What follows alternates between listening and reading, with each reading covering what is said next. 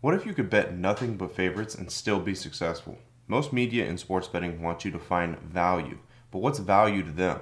Taking a guess on the total of a game, if it's going to go under or over, or which underdog is going to win on any given day. But what if I showed you a way that is contrary to belief and the exact opposite of what they want you to think value is?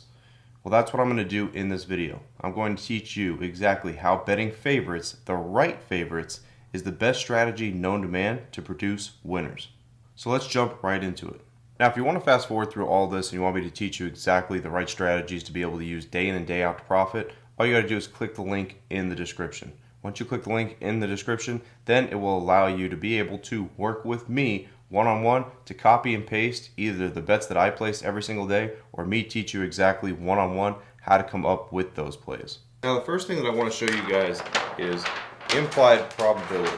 Okay, I'm going to show you guys some real world examples now of how to find implied probability versus true probability, find yourself an edge. Okay, so implied probability means this is the probability that the play is going to win. Okay, just right off the bat, that's what it means. That's the probability that the play is going to win. So you got 66% here, 80%, 75%, almost 72% there. Now, what happens when we apply this to real life scenarios? So people I see in the comments always say, well, Frank, sometimes I'll bet a minus 400 team and that team will end up losing. Okay, well, you can't really get an exact probability on a team without an AI software. Okay, you physically can't go and come up with a probability on if a team's going to win the game or not and get an actual probability percentage. You can't get a true probability percentage on that. You need software to be able to do that because there's a lot of variables that come into play that you physically can do, but it's going to take you forever just to do one game and you might not even do it correctly. So you need an AI software for your totals and also for money line plays and spread plays to get probabilities there. That's why people lose so much trying to bet high favorites for teams and the team ends up losing outright. It's because they don't even know what the probability actually is of them winning that game or going over under the total. Now, player props is different, okay? Player props, you can actually find yourself an edge and figure it out. So let's go, for example, we're going to talk about baseball. I'm going to say a pitcher, okay? Let's say Zach Wheeler. This is actually an example that we just had the other night. So let's go with Zach Wheeler here. We're going to look at him to go over 7+ strikeouts, okay? That's what Ks mean. Ks mean strikeouts. So him to go over 7+ strikeouts, the line on that is minus 250. Okay? So right off the bat, what does that mean? Implied probability has us 71.43% chance of him being able to win this bet. Now, when you go and you look further into Zach Wheeler to go over 7+ strikeouts, now what do you look for? You don't just look for how many times did he achieve that number. That's not what you're looking for, okay? Because, for example, let's say he's going against a team that doesn't strike out much. If he's going against a team that doesn't strike out much, why would you take him to go over his strikeouts? Okay, even though overall maybe his percentage is great, but that variable is missing. You see what I'm saying? You want to be able to stack everything in your favor with the true probability to be able to have an edge. So if you go and look at how many times he was able to surpass that 7+ K mark, 6.5, this is 6.5, okay, yes, it's 7 for you to win. How many times he was able to surpass that for the season, that gives you an 80% mark, all right? That gives you an 80% mark. So right off the bat, you're thinking here, well, now I got almost a 9% edge, right? A plus 9% edge. Now, here's the thing. Yes, you have this edge, but you have to make sure that there's something else stacked in your favor. The matchup. The matchup is key. The matchup is one of the most important things as well. You can't just randomly go and check, oh, let me just fire away because I got a plus 9% edge there. Just because you have a plus 9% edge there, you might be missing one variable. Like I said, if he is going against a team that doesn't strike out much, that variable can cost you. And you can actually take that variable and inject it into the overall true probability. Now, how do you do that? Well, let's say he's going against the best team in the league that doesn't strike out. So they don't strike out at all.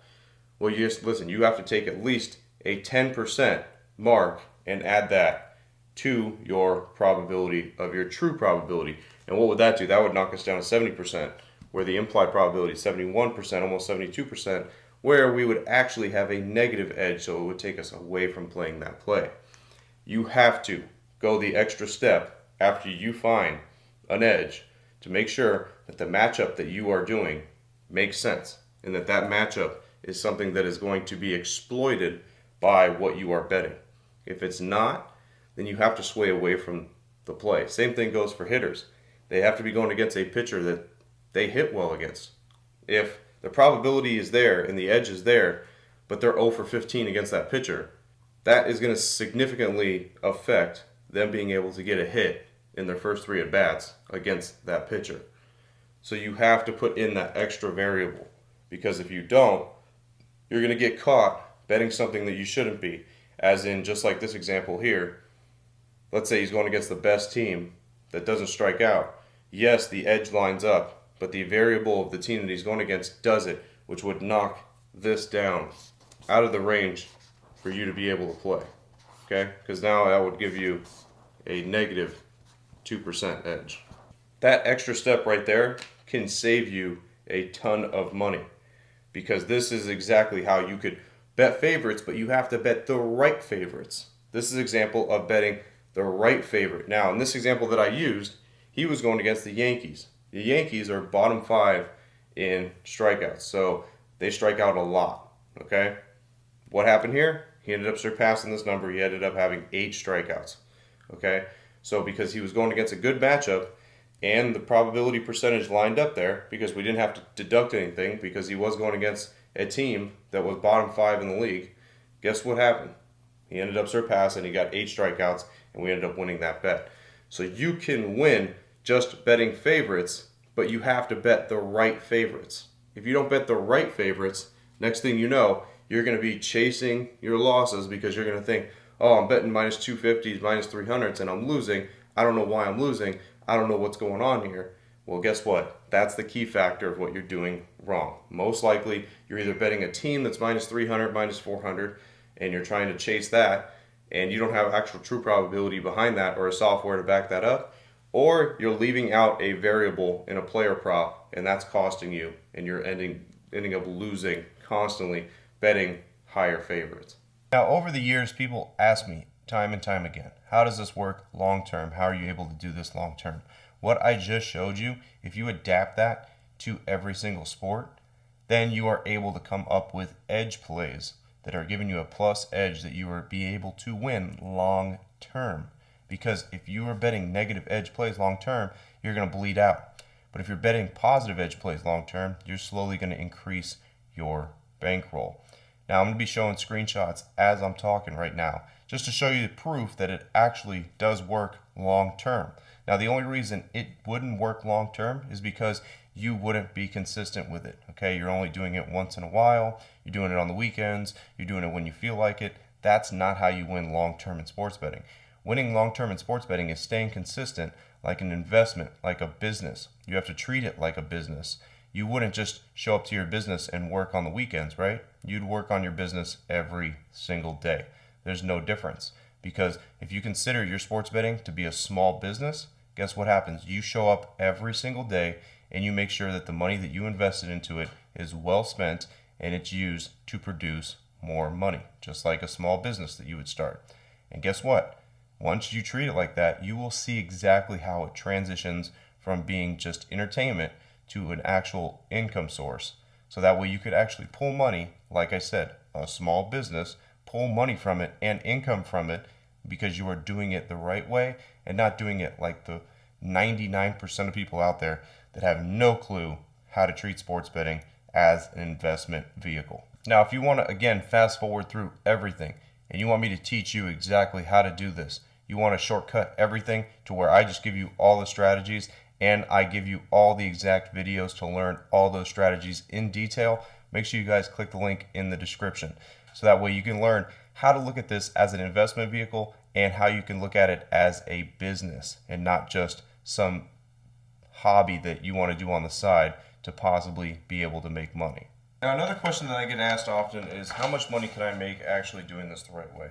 Well, this is how much money you can make with your bankroll according to what I make literally every single year.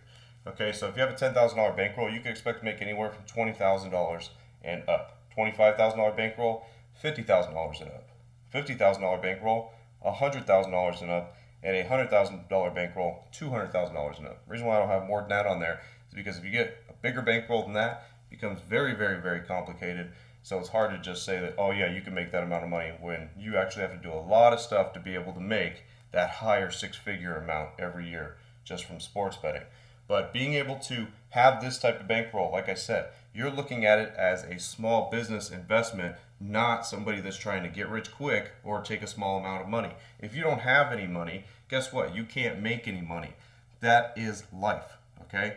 Nobody is going to wave a magic wand and you're going to turn $100 into a $100,000 bankroll, and then guess what? Now you can magically do it the right way. Because the problem is there, even if somebody did turn $100 into $100,000, they are not going to do this the correct way. They're going to go right back to the way they were doing it because they're going to think, guess what? I did it one time, now I could probably do it again. And guess what? After 20 years, they've evaporated all of that money. So if you have a $10,000 bankroll all the way up to a $100,000 bankroll, yes, you could look at this as a small business startup to be able to use that as an investment vehicle. Stop thinking about gambling and this as a gambling aspect. Gambling is when somebody's trying to pick who's going to win the game. That's gambling. When somebody's trying to guess and think that this team is better than this team. When you use statistics and numbers and analytics and probability, that is risk management, okay? That is knowing exactly what you're doing and the probability of you winning is. People with this type of money, that is what you want. You don't want to take a guess and take $10,000 up to $100,000 and take a guess on a team that's going to win the game or not. You want to know what's the exact probability of me being able to win that exact bet. If you know those and you know that aspect, guess what?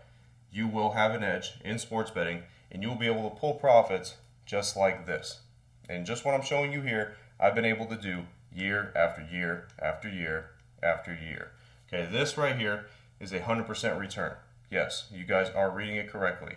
That's a 100% return every single year that I'm able to reach, possibly more in other years as well. That is what happens when you know exactly what to bet and you know the exact risk management level to adapt to your sports betting. Because then it doesn't become sports betting, it becomes an investment and it becomes a business that you have to grow.